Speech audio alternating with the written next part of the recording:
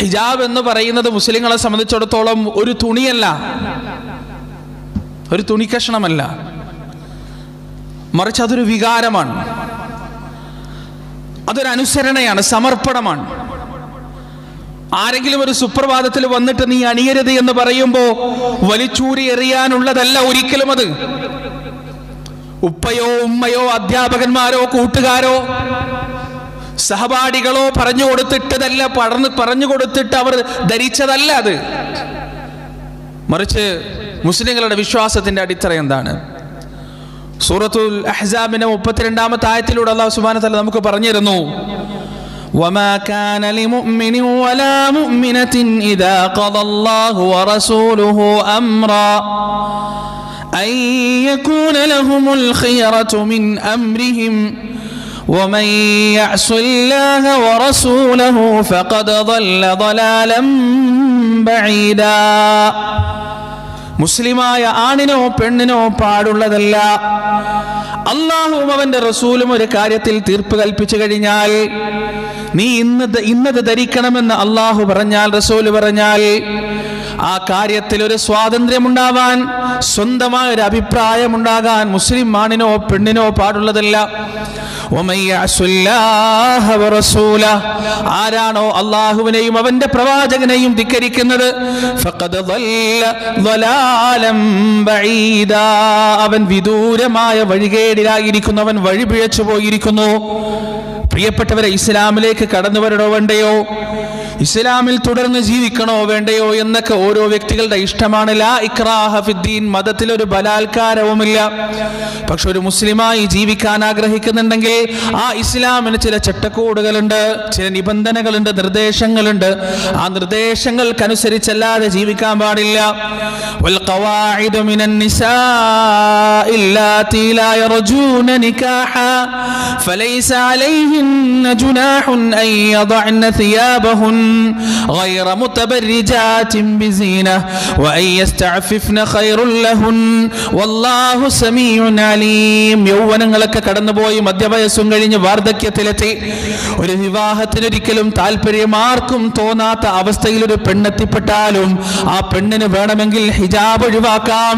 പക്ഷേ അവളുടെ സൗന്ദര്യം ആ സമയത്തും പ്രദർശിപ്പിക്കുന്ന തരത്തിലുള്ള വസ്ത്രധാരണം പാടില്ല. അവൾ തന്റെ പാതിവൃത്യം കാത്തു സൂക്ഷിക്കുന്നതാണ് അവൾക്ക് ഏറ്റവും നല്ലത് എന്ന് പരിശുദ്ധ ഖുർആനിൽ അല്ലാഹു പറഞ്ഞു തരാണ്. യാ ബനീ ആദം ഖദ് അൻസൽനാ അലൈക്കും ലിബാസൻ യുവാരി സൗആതികും വരീഷാ വലിബാസുത് തഖ്വാ ദാലിക ഖൈർ ദാലിക മിൻ ആയാതില്ലാഹി ലഅല്ലഹും യദ്ദക്കറൂൻ. ആദമിന്റെ സന്തതികളെ, രണ്ട് രീതിയിലുള്ള വസ്ത്രം നാം നിങ്ങൾക്ക് ഇറക്കി തന്നിട്ടുണ്ട്. ഒന്നാമത്തെ വസ്ത്രം ഏതാണ്? അത് നിങ്ങളുടെ നഗ്നത മറക്കാനുള്ളതാണ്, നിങ്ങളുടെ ഔറത്ത് മറക്കാനുള്ളതാണ്. അതുപോലെ തന്നെ വരീഷ, അലങ്കാരമായ വസ്ത്രവും നാം നിങ്ങൾക്ക് ഇറക്കി തന്നിട്ടുണ്ട്. ആരാണോ തഖ്വയുടെ വസ്ത്രം സ്വീകരിക്കുന്നത്, ആരാണോ നന്മയുടെ, സൂക്ഷ്മതയുടെ, അള്ളാഹുവിനോടുള്ള ഭയത്തിന്റെ വസ്ത്രം സ്വീകരിക്കുന്നത്, അതാണ് അവന് ഏറ്റവും നന്നായതെന്ന് പരിശുദ്ധ ഖുർആനിൽ അല്ലാഹു പറയുകയാണ്. പ്രിയപ്പെട്ടവരെ, ആദം അലൈഹിസ്സലാത്തു വസ്സലാമിനെയും ഹവ്വാ ബീവിയെയും പിശാച് പ്രലോഭനം നടത്തി വഴിതെറ്റിച്ചപ്പോ, പിശാച് പ്രലോഭനം നടത്തി ഒരു തെറ്റ് ചെയ്യിച്ചപ്പോ ആദ്യമായി അവർക്ക് നഷ്ടപ്പെട്ടത് അവരുടെ വസ്ത്രമാണ്, അവരിൽ വെളിപ്പെട്ടത് അവരുടെ നഗ്നതയാണ്. പരിശുദ്ധ ഖുർആനിൽ അത് കാണാൻ കഴിയും. യാ ബനീ ആദം, ആദമിന്റെ സന്തതികളെ, ലാ യഫ്തിനന്നകുമുശ് ശൈത്താൻ, പിശാച് നിങ്ങളെ വഞ്ചിക്കാതിരിക്കട്ടെ, ചതിച്ചു കളയാതിരിക്കട്ടെ. കമാ അഖ്റജ അബവൈകും മിനൽ ജന്ന, നിങ്ങളുടെ മാതാപിതാക്കളെ എപ്രകാരമാണോ അവൻ സ്വർഗത്തിൽ നിന്ന് പുറത്താക്കിയത്, അതുപോലെ പിശാച് നിങ്ങളെ വഞ്ചിക്കാതിരിക്കട്ടെ. അവരെന്താണ് അവരോട് ചെയ്തത്? ആദമിനോടും ഹവ്വയോടും അവൻ എന്താണ് ചെയ്തത്? യൻസിഉ അൻഹുമാ ലിബാസഹുമാ ലിയുരിയഹുമാ സൗആതിഹിമാ, അവരുടെ വസ്ത്രങ്ങൾ അത് അവരിൽ നിന്ന് നീക്കം ചെയ്തുകൊണ്ട് അവർ പരസ്പരം നഗ്നത നഗ്നത കാണുമാർ അവരെ നഗ്നരാക്കി കളഞ്ഞു പിശാച്. അതാണ് അവൻ ആദ്യമായി ചെയ്തത്. പ്രിയപ്പെട്ടവരെ, എന്റെ ശബ്ദം ശ്രവിക്കുന്ന പ്രിയപ്പെട്ട ഉമ്മമാരെ, പെങ്ങന്മാരെ, അനുജത്തിമാരെ, നിങ്ങളോട് വസ്ത്രമുരയാൻ, നിങ്ങളുടെ ഔറത്ത് കാണിക്കാൻ, നിങ്ങളുടെ ശരീരത്തിന്റെ ഭംഗി കാണിക്കാൻ, നിങ്ങളുടെ സൗന്ദര്യം കണ്ടാസ്വദിക്കാൻ ഒരുപാട് കഴുകന്മാർ ഈ ലോകത്ത് കാത്തു നിൽക്കുന്നുണ്ട്. അവരുടെ മുന്നിലേക്ക് വസ്ത്രമൂരി എറിയുമ്പോൾ നമ്മുടെ മാതാപിതാക്കൾക്ക് സംഭവിച്ച ചതി എന്താണോ അത് തന്നെയാണ് നമുക്കും സംഭവിച്ചു പോകുന്നത്. ഒരിക്കലും അതിന് വശംവദരാകാൻ പാടില്ല. പിശാചിന്റെ പ്രലോഭനങ്ങളും പ്രചോദനങ്ങളും എല്ലാ കാലഘട്ടത്തിലും, എല്ലാ നേരത്തും, എല്ലാ സമയത്തും, എല്ലാ സ്ഥലങ്ങളിലും സുലഭമായി ഉണ്ടാകുമെന്ന് പരിശുദ്ധ ഖുർആനിന്റെ അധ്യാപനങ്ങളിലൂടെ പടച്ചറബ് വളരെ വ്യക്തമായി നമുക്ക് പഠിപ്പിച്ചു തന്നിട്ടുണ്ട്. ആ പ്രചോദനങ്ങളും പ്രലോഭനങ്ങളും എന്താണെന്ന് മനസ്സിലാക്കി സ്വന്തമായ നിലപാടിലൂടെ, ശക്തമായ നിലപാടിലൂടെ തന്റെ കർമ്മങ്ങളിലും തന്റെ ചിന്തയിലും തന്റെ വാക്കുകളിലുമെല്ലാം ഇസ്ലാമിനെ പ്രതിനിധീകരിക്കുന്ന ധീരകളായ വനിതകളായിട്ട് വേണം നിങ്ങൾ മുന്നോട്ട് പോകാൻ. ഹിജാബ് എന്ന് പറയുന്നത് ഒരു നിലപാടാണ്. അതൊരിക്കലും ഒരു വസ്ത്രമല്ല, ഒരു തുണിയുമല്ല എന്ന് നാം മനസ്സിലാക്കേണ്ടതുണ്ട്. 5 കാര്യങ്ങളാണ് ഹിജാബിനെ കുറിച്ച് നാം മനസ്സിലാക്കേണ്ടത്. ഒന്നാമത്തത്, ഹിജാബ് ഒരു പെണ്ണിന് നൽകുന്ന സംരക്ഷണം. ചെറുതൊന്നല്ലത്. അല്ലാഹു സുബ്ഹാനഹു വ തആല ഖുർആനിൽ പറഞ്ഞത് എന്താണ്? യാ അയ്യുഹൻ നബി, അല്ലയോ പ്രവാചകരെ, ഖുല്ലി അസ്വാജിക വ ബനാതിക, താങ്കളുടെ ഭാര്യമാരോടും താങ്കളുടെ മക്കളോടും, വനിസാഇൽ മുഅ്മിനീൻ, വിശ്വാസിനികളായ സ്ത്രീകളോടും പറയുക. എന്താണ് അവരോട് പറയേണ്ടത്? യുദ്നീന അലൈഹിന്ന മിൻ ജലാബീബിഹിൻ, അവരുടെ മൂടുപടം, അവരുടെ ഹിജാബ് അവർ വൃത്തിയായി ധരിച്ചു കൊള്ളട്ടെ, അവരവരുടെ ശരീരത്തിലേക്ക് താഴ്ത്തിയിട്ട് കൊള്ളട്ടെ. ദാലിക അദ്നാ അയ്യുറഫ്ൻ, അതാണ് അവർ തിരിച്ചറിയപ്പെടാൻ ഏറ്റവും നല്ലത്. ഫലാ യുദൈൻ, അവർ ആക്രമിക്കപ്പെടാതിരിക്കാൻ, അവർ ഉപദ്രവിക്കപ്പെടാതിരിക്കാൻ അതാണ് ഏറ്റവും നല്ലത്. വകാനല്ലാഹു ഗഫൂറർ റഹീമാ, അല്ലാഹു അങ്ങേയറ്റം പൊറുക്കുന്നവനും കരുണാനിധിയുമാണ്. ഇവിടെ അല്ലാഹ് പറഞ്ഞ വാക്ക് വളരെ ശ്രദ്ധേയമാണ്. ദാലിക അദ്നാ അയ്യുറഫ്ന വലാ യുദീൻ, അവർ തിരിച്ചറിയാനും അതുപോലെ തന്നെ അവർ ഉപദ്രവിക്കപ്പെടാതിരിക്കാനും. മറ്റൊന്ന്, ഒരു ഹിജാബ് ധരിച്ച പെണ്ണ് പോകുമ്പോൾ ആ പെണ്ണ് പറയാതെ പറയുന്നത് എന്താണ്? നിന്റെ കാമക്കണ്ണുകൾക്ക് മുന്നിൽ വിരുന്നൊരുക്കാനുള്ളതല്ല എന്റെ ശരീരത്തിന്റെ സൗന്ദര്യം എന്ന വ്യക്തമായ പ്രഖ്യാപനമാണത്.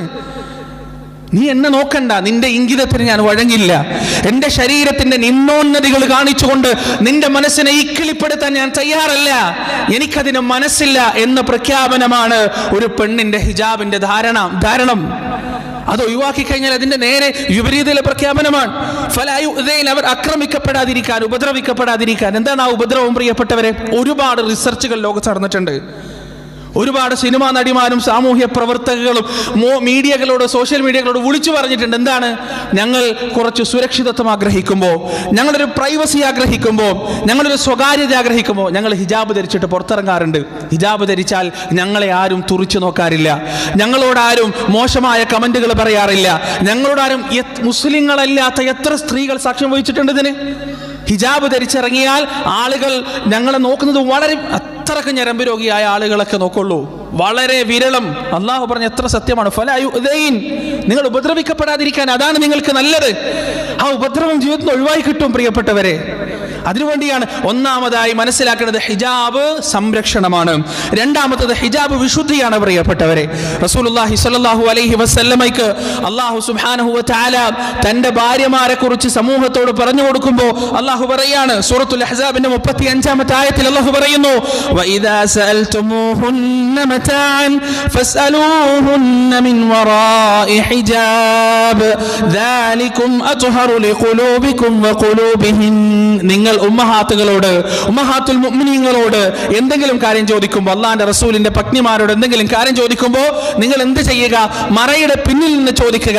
ദാലികും അത്ഹറു ലിഖുലൂബികും വഖുലൂബിഹിൻ, നിങ്ങളുടെ ഹൃദയത്തിനും അവരുടെ ഹൃദയത്തിനും ഏറ്റവും പരിശുദ്ധിയുള്ളത് അതാണ് എന്ന് റസൂലുള്ളാഹി സ്വല്ലല്ലാഹു അലൈഹി വസല്ലം ഖുർആനിലൂടെ നമുക്ക് ഓതി തന്ന് പഠിപ്പിച്ചിരുന്നു. മാത്രമല്ല ഹദീസിൽ നമുക്ക് കാണാൻ കഴിയും, ലാ യഖ്ലുവന്ന റജുലുൻ ബിഇംറഅത്തിൻ ഇല്ലാ വമഅഹാ ദൂ മഹ്റമിൻ വലാ തുസാഫിരിൽ മർഅതു ഇല്ലാ മഅ ദീ മഹ്റം. ഹിജാബിന്റെ വിഷയത്തിൽ മാത്രമല്ല, ഒരാണും പെണ്ണും ഒരിക്കലും ഒറ്റക്കാകരുത് എന്ന് പോലും അള്ളാഹുവിന്റെ റസൂൽ നിർബന്ധം പിടിച്ചിട്ടുണ്ട്. എന്തിനു വേണ്ടിയാണത്? മുസ്ലിങ്ങളായ ആളുകളോട് മുഴുവൻ സംശയരോഗം ഉണ്ടായേണ്ടതല്ല, മറിച്ച് മുസ്ലിങ്ങൾ വിശുദ്ധി കാത്തു സൂക്ഷിക്കുന്നവരാകണം. സിനയെ കുറിച്ച് ഖുർആൻ പറഞ്ഞ എന്താണ്? വ്യഭിചരിക്കരുത് എന്നല്ല, വലാ തഖറബു സിന, നിങ്ങൾ സിനയിലേക്ക് അടുത്തു പോകരുത് എന്നാണ്. നിങ്ങൾ വ്യഭിചാരത്തിലേക്ക് അടുത്തു പോകരുത്. ഇന്നഹു കാന ഫാഹിശതൻ വമഖതൻ വസാഅ സബീല, അതെന്താണ്?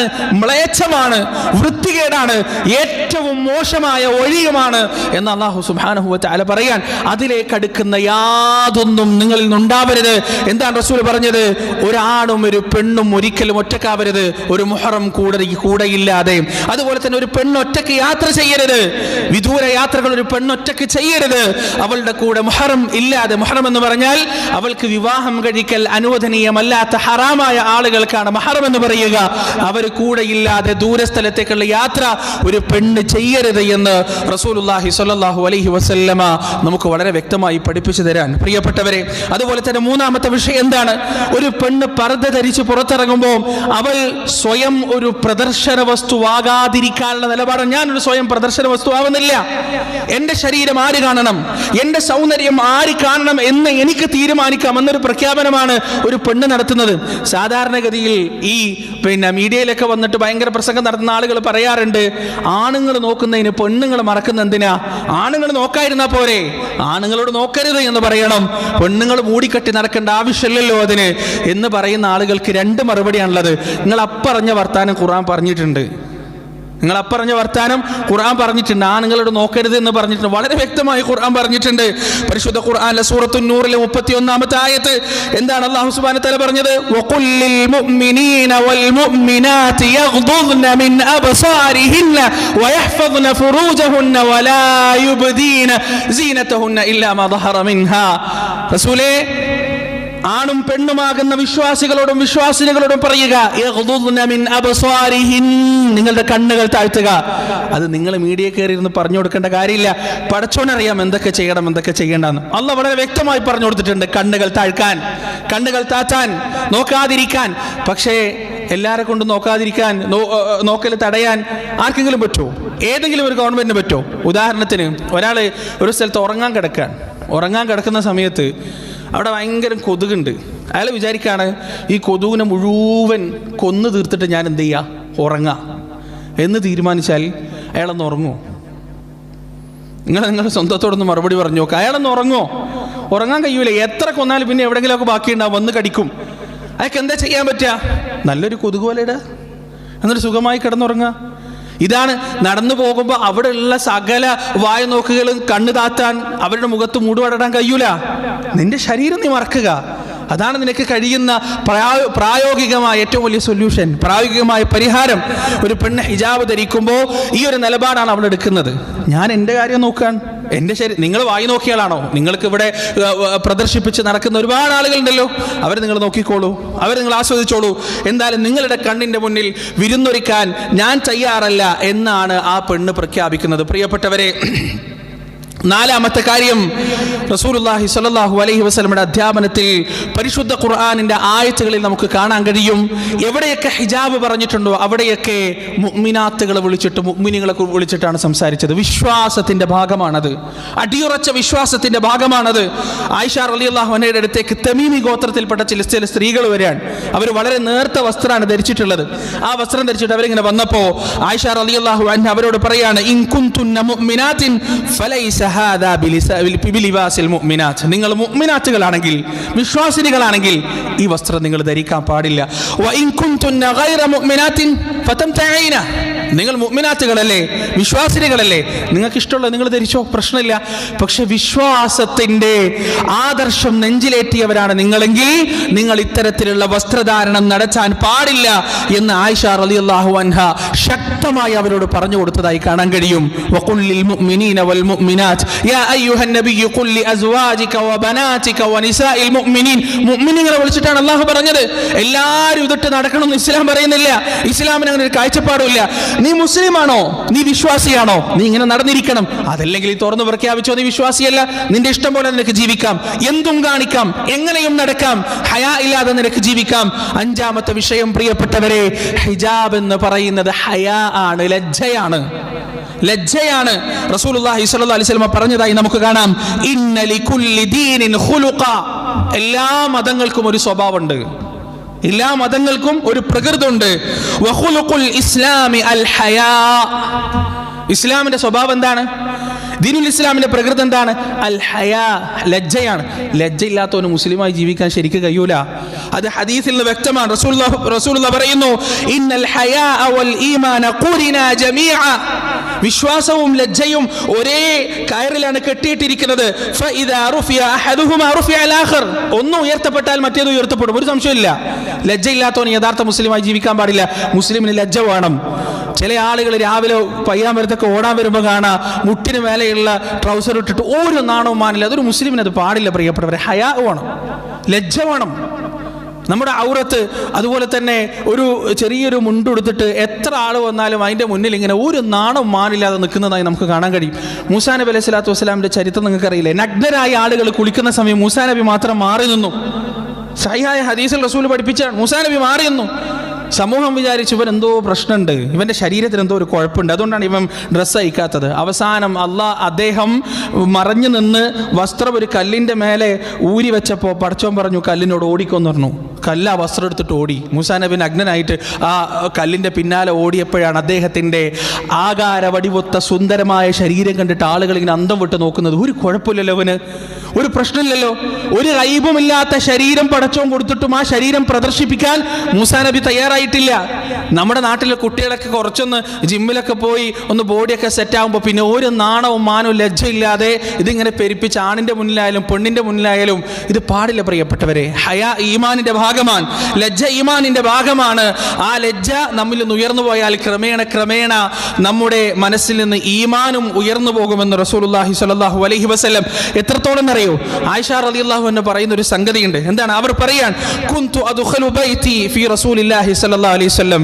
ഞാൻ റസൂലിന്റെ മരണശേഷം എൻ്റെ വീട്ടിലേക്ക് കയറാറുണ്ട്. അതായത് സാധാരണ വീട്ടിൽ നിന്ന് ധരിക്കുന്ന വസ്ത്രം ഇട്ടിട്ട് തന്നെയാണ് ഞാൻ വീട്ടിലേക്ക് കയറുക. പ്രത്യേകം ഹിജാബും ഞാൻ ധരിക്കാറില്ല.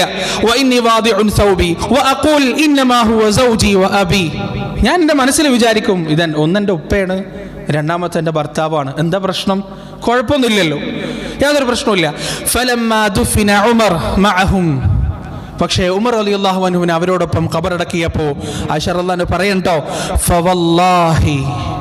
വല്ലാഹി സത്യം, മാ ദഖൽതു ഇല്ലാ വഅന മഷ്ദൂദത്തുൻ അലയ്യ തിയാബി ഹയാഉ മിൻ ഉമർ.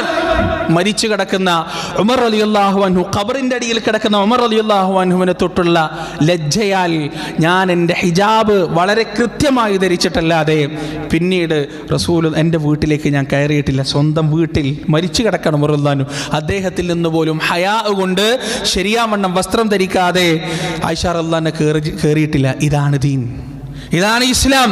റസൂലുള്ളാഹി സ്വല്ലല്ലാഹു അലൈഹി വസല്ലം പറയുന്നു, ഇന്ന മിമ്മാ അദ്റക الناس من كلام النبوة الأولى إذا لم تستحي فاصنع ما شئت. മുൻകാലഘട്ടത്തിലുള്ള പ്രവാചകന്മാർ അവരുടെ സമുദായത്തോട് പറഞ്ഞെന്താണെന്നറിയോ? നിങ്ങൾക്ക് നാടില്ലെങ്കിൽ നിങ്ങൾ ഇഷ്ടമുള്ളത് ചെയ്തോ. പ്രവാചകന്മാരുടെ പ്രബോധനമാണത്. എന്താണ് ആ വാക്കുകൾ പഠിച്ചു വെച്ചോ. ഇദാ ലം തസ്തഹി ഫസ്ന മാ ശിഅ്ത. നിങ്ങൾക്ക് നാണമില്ലേ, ഇഷ്ടമുള്ളത് ചെയ്തോ, ആവശ്യമുള്ളത് നിങ്ങൾ പ്രവർത്തിച്ചോ എന്നായിരുന്നു പ്രവാചകന്മാരുടെ മുൻകാലഘട്ടത്തിലുള്ള പ്രബോധനം എന്ന് റസൂലുള്ളാഹി സ്വല്ലല്ലാഹു അലൈഹി വസല്ലം നമുക്ക് പഠിപ്പിച്ചിരുന്നു. ഇനി പ്രിയപ്പെട്ടവരെ, വളരെ പ്രധാനപ്പെട്ട ഒരു കാര്യം, പേടിച്ചിട്ട് ആരെങ്കിലും ഹിജാബ് അഴിച്ചു വെക്കാൻ തീരുമാനിക്കുന്നുണ്ടെങ്കിൽ അവരോട് പറയാനുള്ളത് ഒരു പൂവൻകോഴിൻ്റെ കഥയാണ്. പണ്ടൊരാൾക്കൊരു പൂവൻകോഴി ഉണ്ടായിരുന്നു. എന്നും സ്വബീ വാങ്ങി കൊടുക്കും ആ പൂവൻകോഴി. അപ്പോൾ ഒരു ദിവസം ഇയാൾ കൂട് തുറന്നിട്ട് പൂവൻകോഴിൻ്റെ കഴുത്ത് പിടിച്ചിട്ട് പറഞ്ഞു, നാളെ മുതൽ നീ എന്ത് ചെയ്യാൻ പാടില്ല, നീ ബാങ്ക് കൊടുക്കാൻ പാടില്ല, നാളെ മുതൽ നീ ബാങ്ക് കൊടുക്കാൻ പാടില്ല. പൂവൻകോഴി ആകെ പേടിച്ചു, ബാങ്ക് നിർത്തി. പിറ്റേ ദിവസം ഇയാൾ കൂട് തുറന്നിട്ട് പറഞ്ഞു, നാളെ മുതൽ നീ പെടക്കോഴികൾ ഒച്ചാക്കുന്ന പോലെ ഒച്ചാക്കണം. ബാങ്ക് നിർത്തി, നാളെ മുതൽ നീ പെടക്കോഴികൾ ഒച്ചാക്കുന്ന പോലെ ഒച്ചാക്കണം എന്നാണ്. പൂവൻകോഴി പേടിച്ചു, അതും ചെയ്തു.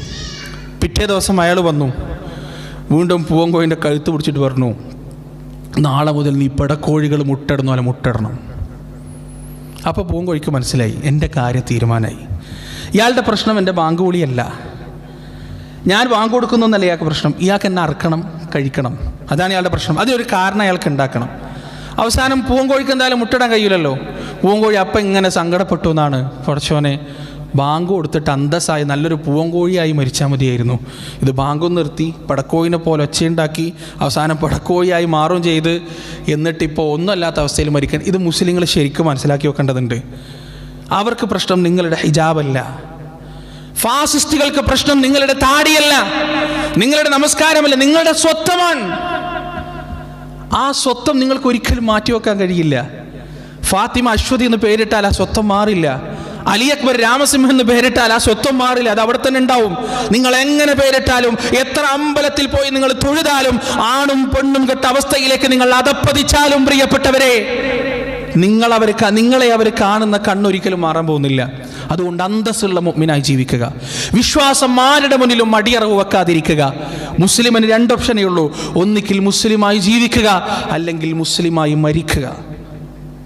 അങ്ങനെ ഒരു ഉറച്ച തീരുമാനം നമ്മൾ എടുക്കണം. ആരെയും ഭയപ്പെടേണ്ടതില്ല. പേടിച്ചിട്ട് ഹിജാബ് ഊരി വച്ചാൽ, പേടിച്ചിട്ട് താടി പഠിച്ചാൽ, പേടിച്ചിട്ട് പരിശുദ്ധ ഇസ്ലാമിന്റെ ആദർശങ്ങൾ നാം ഒളിപ്പിച്ചു വെച്ചാൽ പ്രിയപ്പെട്ടവരെ, അവരതുകൊണ്ട് സമാധാനമടയാൻ പോകുന്നില്ല.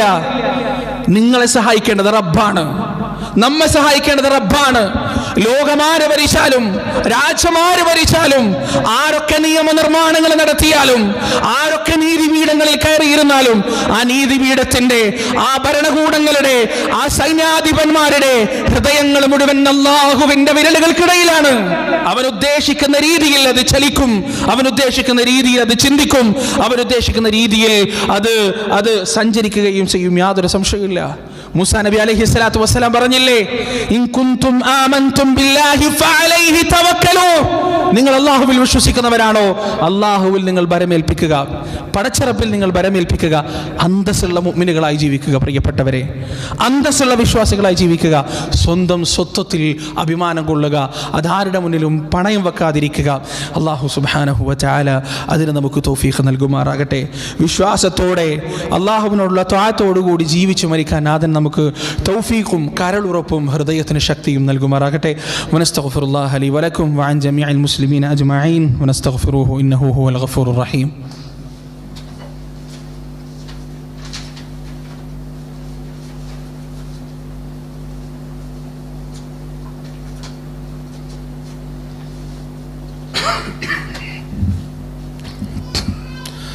അൽഹംദുലില്ലാഹ് അസ്സലാത്തു വസ്സലാമു അലാ റസൂലില്ലാഹ് വഅലാ ആലിഹി വഅസ്ഹാബിഹി അജ്മഈൻ അമ്മാ ബഅദ്. യാ അയ്യുഹല്ലദീന ആമനു തഖുല്ലാഹ ഹഖ്ക തുഖാതിഹി വലാ തമൂതുന്ന ഇല്ലാ വഅൻതും മുസ്ലിമൂൻ. ഒരിക്കൽ കൂടി അല്ലാഹുവിനെ സൂക്ഷിച്ച് ജീവിക്കണേ എന്ന് സ്വന്തത്തെയും നിങ്ങളെയും വസിയത്ത് ചെയ്യുകയാണ്. പ്രിയപ്പെട്ടവരെ, ഹിജാബ് ധരിക്കുക എന്നത് ആരുടെയെങ്കിലും ഔദാര്യമല്ല, നമ്മുടെ അവകാശമാണ്. നമ്മുടെ ഭരണഘടന വളരെ വ്യക്തമായി നമുക്ക് എഴുതി തന്നിട്ടുള്ള അവകാശമാണത്. നമുക്കൊന്നും യാതൊരു പ്രശ്നവും തോന്നിയിട്ടില്ലല്ലോ. നമ്മളൊക്കെ സ്കൂളിൽ പോകുമ്പോൾ മാലയിട്ടവർ കറുത്ത തുണി കൊടുത്തിട്ട് സ്കൂളിലേക്ക് വരാറുണ്ട്, നമുക്കൊരു പ്രശ്നവും തോന്നിയിട്ടില്ല. കുറിയിട്ടവരുണ്ടാവാറുണ്ട്, നമുക്ക് പ്രശ്നം ഉണ്ടാവാറില്ല. കൊന്ത ധരിച്ചവരുണ്ടാവാറുണ്ട്, മാലയിട്ടവരുണ്ടാവാറുണ്ട്, കാവ്യം എടുത്തവരുണ്ടാ. എന്താണ് അതിന് പ്രശ്നം? അവരുടെ മതം അവരാചരിക്കുന്നു. അത് ഇന്ത്യൻ ഭരണഘടന വളരെ വ്യക്തമായി അവർക്ക് കൊടുത്ത അവകാശങ്ങളാണ്. മൗലികാവകാശങ്ങളെക്കുറിച്ച് നമ്മൾ ബോധവാന്മാരാകണം. നമുക്കുള്ള അവകാശമാണ്, ഔദാര്യമല്ല. ആരുടെ മുന്നിലും കൈകൂപ്പി നിൽക്കേണ്ട ഒരു ആവശ്യവും അതിനില്ല. ഭരണഘടന വളരെ വ്യക്തമായി ആർട്ടിക്കിൾ 14 മുതൽ 31 വരെ എന്തൊക്കെ അവകാശങ്ങൾ ഒരു പൗരനുണ്ട് എന്ന് വളരെ വ്യക്തമായി എഴുതി വച്ചിട്ടുണ്ട്. സമത്വത്തിനു വേണ്ടിയുള്ള അവകാശം, സ്വാതന്ത്ര്യത്തിനു വേണ്ടിയുള്ള അവകാശം, ചൂഷണങ്ങൾക്കെതിരായിട്ടുള്ള അവകാശം, മതപരമായ ആചാരാനുഷ്ഠാനങ്ങൾ അനുഷ്ഠിക്കാനും പ്രചരിപ്പിക്കാനും പ്രബോധനം ചെയ്യാനുമുള്ള അവകാശം ആർട്ടിക്കിൾ 25, 28 വളരെ വ്യക്തമായി ഇന്ത്യൻ ഭരണഘടനയിൽ നമുക്ക് കാണാൻ കഴിയും. അതുപോലെ തന്നെ സാംസ്കാരികമായ വിദ്യാഭ്യാസ സ്ഥാപനങ്ങൾ ഉയർത്താനും അത് നടത്തിക്കൊണ്ടുപോകാനും അതിൻ്റെ അവകാശങ്ങൾ കൈവശം വെക്കാനുമുള്ള അവകാശം. അതുപോലെ തന്നെ എന്തെങ്കിലും പ്രശ്നങ്ങളും കുഴപ്പങ്ങളും നേരിട്ടാൽ അത് ഭരണകൂടത്തിൻ്റെ അടുത്തു നിന്നാണെങ്കിൽ പോലും നിയമപരമായ പരിഹാരം കാണാനുള്ള അവകാശം, റൈറ്റ് ഫോർ കോൺസ്റ്റിറ്റ്യൂഷണൽ റിമഡീസ്, അത് ആർട്ടിക്കിൾ 31-ലുള്ളതാണ്. ഈ അവകാശങ്ങളെല്ലാം ഭരണഘടന വളരെ കൃത്യമായി നമുക്ക് നൽകുന്നുണ്ട്. ഇന്ത്യയെ മുന്നോട്ട് കൊണ്ടുപോകുന്നത് ആ ഭരണഘടനയാണെന്നുള്ള ബോധം നമുക്കുണ്ടാവുക. ഒരു ഭരണകൂടത്തെയും ഒരു ഫാസിസത്തെയും ഭയക്കേണ്ട ആവശ്യമില്ല. അതോടൊപ്പം നമ്മൾ മനസ്സിലാക്കേണ്ടത്, പക്വതയില്ലാത്ത പ്രവൃത്തികൾ നമ്മളിൽ നിന്ന് ഇല്ലാതിരിക്കുക. എന്താണ് പക്വത ഇല്ലായ്മ? നമ്മൾ കുറേ പാമ്പിൻ്റെ മാളങ്ങളുള്ളൊരു സ്ഥലത്തോട്ട് നടന്നു പോവാണ്. നമുക്ക് എന്തായാലും അതിലേ നടന്നു പോകണം, പോയേ പറ്റുള്ളൂ. നമ്മളോട് എന്താ പറയാൻ പഠിപ്പിച്ചത്? തവക്കൽതു അലൈക യാ അല്ലാഹ്, അല്ലാഹുവേ എനിക്കിതിലെ പോകാതെ യാതൊരു നിവൃത്തിയില്ല, ഞാൻ നിന്നിൽ ഭരമേൽപ്പിക്കുന്നു എന്ന് പറഞ്ഞ് അതിലേ നടന്നു പോവാ. അള്ളാഹുവിൻ്റെ ഭാഗമാണ് ബാക്കി സംരക്ഷിക്കുക. പാമ്പ് നിന്നെ വന്ന് കൊത്താതിരിക്കുക എന്നത് അള്ളാഹിൻ്റെ പണിയാണ്. ഇനി അതിലേ നടന്നു പോകുമ്പോൾ ഞാൻ തവക്കുൽ ചെയ്തിട്ടില്ലേ, ഞാൻ എന്താ ചെയ്യുക, പാമ്പിൻ്റെ മാടത്തിൽ ഇങ്ങനെ കൈയിട്ടിളക്കിയിട്ട് കടിക്കടാ, ധൈര്യം ഉണ്ടെങ്കിൽ കടിക്കുക, ഞാൻ തവക്കുൽ ചെയ്തിട്ട് വരുന്നതെന്ന് പറയൽ എന്തല്ല, പക്വതയല്ല, അത് വിവേകമല്ല. ആ പരിപാടി, ആ പ്രവർത്തനം നമുക്കിടയിൽ നിന്ന് ഉണ്ടാവരുത്. നമുക്ക് നടക്കാം, നമ്മുടെ അവകാശങ്ങൾക്ക് വേണ്ടി നമുക്ക് ശബ്ദമുയർത്താം, നിയമം അനുവദിക്കുന്ന എല്ലാ മേഖലകളിലും നമുക്ക് പ്രവർത്തിക്കുകയും ചെയ്യാം. പക്ഷേ ഇസ്ലാമിനെയും മുസ്ലിങ്ങളെയും പ്രതിക്കൂട്ടിലാക്കുന്ന പ്രവർത്തനങ്ങൾ നമ്മിൽ നിന്ന് ഇല്ലാതിരിക്കുക അല്ലാഹു സുബ്ഹാനഹു വ തആല യഥാർത്ഥ മുസ്ലിമീങ്ങളായി, വിവേകമതികളായി, ഭയമില്ലാത്ത ധൈര്യപൂർണമായ പ്രബുദ്ധരായ പൗരന്മാരായി നമ്മളെ ഈ രാജ്യത്ത് ജീവിപ്പിക്കുമാറാകട്ടെ. നാഥ, ഞങ്ങൾക്ക് നഷ്ടമായി കൊണ്ടിരിക്കുന്ന സ്വാതന്ത്ര്യത്തെ, സമാധാനത്തെ, ശാന്തിയെ നീ തിരിച്ചു നൽകണേ നാഥ. അല്ലാഹുവേ, ഈ രാജ്യത്തിൻ്റെ ഭരണാധികാരികൾക്ക് എല്ലാ മതങ്ങളോടും അലിവും കരുണയും ഉണ്ടാക്കി കൊടുക്കണേ നാഥ. അല്ലാഹുവേ, ഈ രാജ്യത്തിൻ്റെ സമാധാനവും ശാന്തിയും ഏറ്റവും നല്ല അന്തരീക്ഷവും നീ എന്നെന്നും നിലനിർത്തണേ നാഥ. ഇസ്ലാമിക പ്രബോധനത്തിനും പ്രചാരണത്തിനും അനുഷ്ഠാനത്തിനും ആചാരത്തിനുമുള്ള എല്ലാ സൗകര്യങ്ങളും ഈ നാട്ടിലും ലോകത്തും ഞങ്ങൾക്ക് നീ നിലനിർത്തി തരണേ നാഥ. അല്ലാഹുവേ, നിൻ്റെ വഹദാനിയത്തിൻ്റെ കലിമത്ത് ലോകത്തിൻ്റെ ഏറ്റവും ഉന്നതിയിൽ നീ എത്തിക്കണേ നാഥ. അതിന് മുസ്ലിങ്ങളെ നീ സഹായിക്കണേ നാഥ. اللهم أعز الإسلام والمسلمين وأذل الشرك والمشركين. اللهم أعز الإسلام والمسلمين وأذل الشرك والمشركين. اللهم أعز الإسلام والمسلمين وأذل الشرك والمشركين. اللهم اغفر للمؤمنين والمؤمنات والمسلمين والمسلمات الأحياء منهم والأموات إنك مجيب دعوات يا قاضي الحاجات. ربنا ظلمنا أنفسنا وإن لم تغفر لنا وترحمنا لنكونن من الخاسرين. ربنا آتنا في الدنيا حسنة وفي الآخرة حسنة وقنا عذاب النار. ربنا تقبل منا إنك أنت السميع العليم وتب علينا إنك أنت التواب الرحيم. وصلى الله على نبينا محمد وعلى آله وأصحابه ومن تبعهم بإحسان إلى يوم الدين.